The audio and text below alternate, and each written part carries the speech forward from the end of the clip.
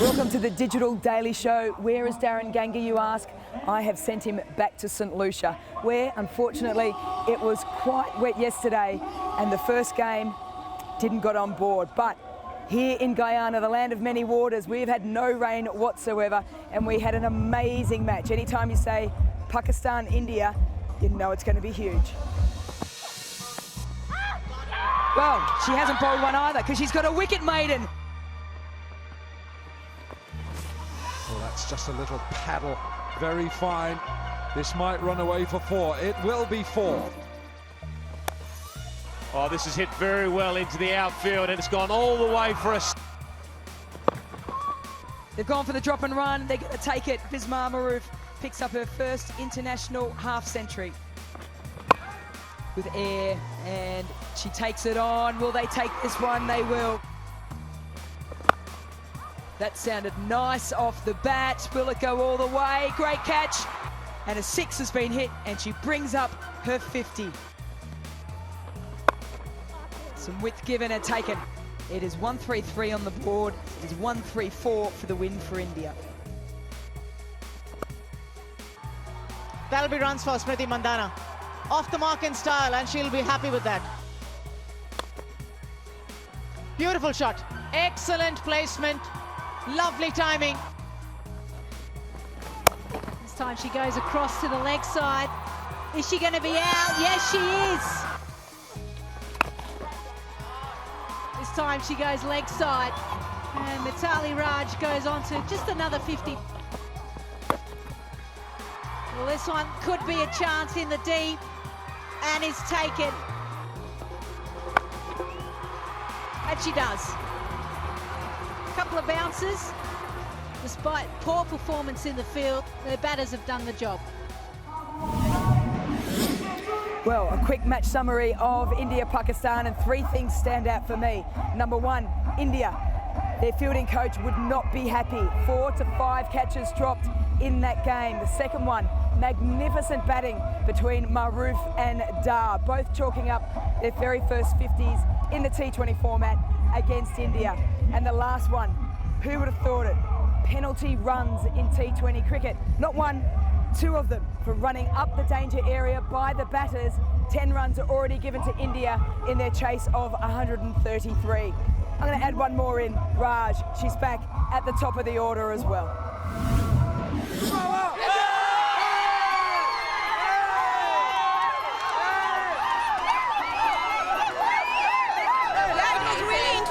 Amazing, and so tricky. We just enjoyed. We always thought that India is going to win, and that showed that India is India. They are a top contender for winning the World Cup. Seriously. Next important match is with Australia, and we will again support and make sure that India wins. The game was fantastic, and we are very happy to see India winning. Fielding, bowling, batting, every was fantastic. Fantastic. Yeah, even against New Zealand, they were great. And here in South today, they're improving their fielding. They are good team, definitely, but India is better. Really, East or West? India is better. India is better. West? India is the best! Yeah! If I said to you 2 words about the World T20 so far, some might say Harmanpreet Kaur, some might say Alyssa Healy. I think Pakistan today will be saying penalty runs. Yes, penalty runs for the batters. 2 were given by the umpires, and we need to say and clarify that the umpires gave 2 friendly warnings and then gave 2 official warnings before giving the first. The second was off the last ball of the day. What does that mean? It gave India 10 runs at the start of their innings. Let's hear what the players had to say about it. Well, this is interesting. After all the hard work that Bismar Maroof and Dar have done, it looks as if they have run up the pitch, the danger area that we've been speaking about, and 5 penalty runs will be given. Now just watch here, Bismar Maroof strikes the ball and you can see her feet inside the red area, which is the protected area. Look, it's a part of a game, and I know it's a silly mistake from us, and we shouldn't do this thing, and we should learn from this. and maybe after if it's 10 runs could not minus from our total, maybe it's a good game. And I'm just seeing, this is live action. This is Sue Redfern just giving another indication that the batters have run up the middle of the crease. So that is another 5 penalty runs. Well, yes, we were told before getting into bat that, those 10 runs, those 5 runs, because the Pakistan batters were running on the danger end and they were warned. So were we, but we didn't get to that point. We were aware of it. Straight down the middle, all the way. Yes, she was in the action of playing the shot to begin with, but after the shot, still ran down the middle. Both the stats and the record books say the match between Australia and Ireland was always going to be a David and Goliath competition. Meg Lanning, huge 100 last time they met. Australia has the highest ever total against them as well. However, Ireland have been in some pretty good form of late. They've beaten Sri Lanka, they've beaten Bangladesh, and they've beaten South Africa. They also won the toss. They wanted to put runs on the board. Let's see how they went. Ireland won the toss and elected to bat first, so Australia will be in the field and looking to take control of this contest as quick as possible.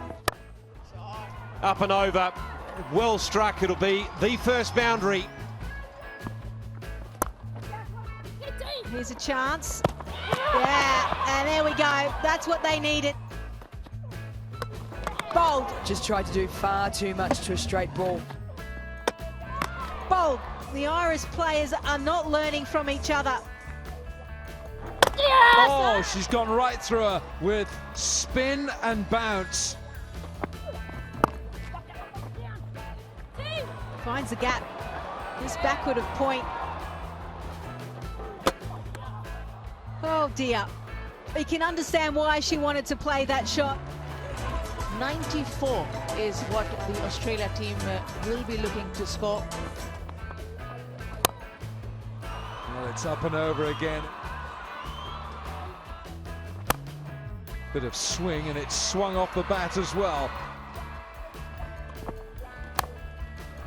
A little bit of bottom hand, and there's the wicket that Ireland have been searching for. Goes big, looking for the 6 to bring up the 50. Will it get all the way there? Yes, it will. What a way to bring up the half century. Well, creates the full toss on that occasion. Goes with the bouncer. Healy, top edges it. Does it get over the top? It does. They will comfortably come back for 2 for Australia's second win of this World T20. But once again, Elisa Healy, 56 not out, means that Australia wins by 9 wickets. We've had some great tweets coming in right around the world. Let's check out the top ones. Which game would you rather watch today? India versus Pakistan in the Women's World T20, or India versus West Indies in the Men's T20 Internationals? And from my side, no major surprise here. The majority wanted to watch India versus Pakistan in the Women's World T20. And why wouldn't you? It is a World T20. Great to have a tweet from current Pakistan player Kainat Imtiaz coming through as well. Good game by the team, but unfortunately those 10 runs cost us the match maybe. Excellent batting display by Bismar and Nida Dar, striking on every ball. We will come back stronger, keep the spirits high, #back our girls. And Kainat, I completely agree. And former Indian great VVS Laxman is also getting in on the tweet action, congratulating the Indian women. Congratulations BCCI women on a fantastic victory over Pakistan. The bowlers set it up with a brilliant performance, and then Mitali Raj showed her class and experience in the run chase. Well done. And don't you love it when your mum starts tweeting you as well? This one from Kim Garth's mum, Anne-Marie. Best of luck to the Irish women in your opening game against Australia. Special love from Josh Garth for Kim on this big day. Look at those puppy dog eyes. With one-day series in Australia finished, Mitch Starc has time to sit back, relax and watch the Australians go about things. 2 from 2 for the Aussie girls in the Caribbean. Well done, ladies. Elisa Healy wasting no time at all. #gun, I think a lot of people agree. Loving all the social media interaction. Keep it coming. Now, one of the biggest questions we have at the moment is, when will it stop raining in St Lucia? Heaps of rain yesterday. That game, the first game in Pool A, called off. Where are we at? Let's go to Chris Tetley, Head of Events at the ICC, to fill us in. So look, our priority is obviously to do everything we can to play cricket, and because of the forecast in St Lucia, we did look at the options for relocating the Group A games. After considering loads of factors, including detailed weather forecasts for St Lucia and Antigua, we also inspected the venue in Antigua to see what the current condition of the ground was there. We did take the decision to continue as scheduled with St Lucia. Although the venue in Antigua is in very good condition, there's no guarantee if we move away from St Lucia that we'll be in a better position over in Antigua to play any cricket than we are here. There's rain forecast in Antigua over the next couple of days, and that would obviously impact on our preparation of playing surfaces were we to relocate games. And in addition, the weather's a bit forecast to improve here in St Lucia, so we'll continue our support for the local ground staff in preparing the best possible playing surfaces they can and remain here in St Lucia. Pool A matches continuing, and we've got a good one for you. It's England versus Bangladesh. Now England, well, they got washed out the other day, so they are dead keen to get out on the park, sadly with no Catherine Brunt. And they'll be up against Bangladesh, who had a chance of causing a little bit of an upset against the West Indies. However, none of their batters could get into double figures. That is the area that they'll try and improve on to see if they can cause an upset. Straight after England and Bangladesh, we have Sri Lanka versus South Africa. It's a very tantalising match for two reasons. These two teams have met twice in World T20 history. It is one apiece. Very keen to get themselves ahead on that ledger. And the other one is we have two of the biggest hitters of the game playing. Chamari Adipadu from Sri Lanka and Chloe Tryon from South Africa. It could be a six-hitting feast.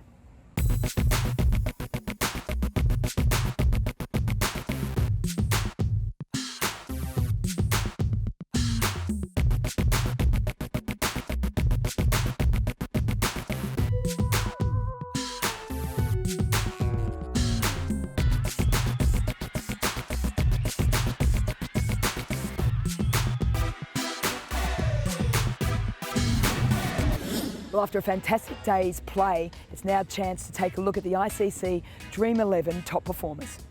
No surprises that Nida Dar is top of the list, a magnificent half-century, a wicket and 2 catches. Close behind her, well, her partner in crime, Bismar Maroof, also with her first half-century against India in T20 formats. Elisa Healy continues her wonderful form. She gets points for both her wicket-keeping and another half-century. Tali Raj got a chance at the top of the order for India today. She got points for her magnificent knock. And then rounding things out, Elise Perry with bat and ball. Well, she is one of the best all-rounders in the world. The Dream11 competition is the one to get involved in. Heaps of fun. If you haven't got your team in for tomorrow, get cracking now. There's some wonderful performers. Who's going to be in your team?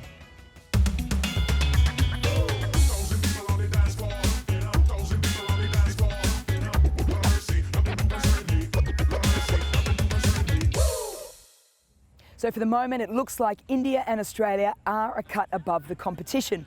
However, keep in mind, we still haven't seen 3 teams competing in Pool A. Our chance is to see them tomorrow in St Lucia. So from here in Guyana, we're going to handball it over to Ebony Rainford Brent to bring you all the news from there. Watch this.